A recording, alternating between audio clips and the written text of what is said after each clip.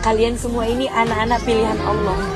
Ya, kenapa Teteh bilang pilihan Allah? Misalnya kalau ada anak lain yang kena banjir, belum tentu sekuat kalian.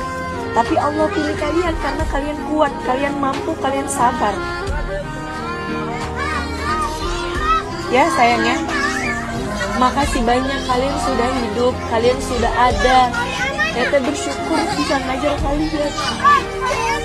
Setiap pertemuan pasti ada perpisah. Kita bakal ketemu lagi insya Allah. Jadi Teteh mau ngucapin makasih banyak sama kalian semua. Udah jadi anak yang soleh, soleha, nurut. Diajak belajar kalian semangat.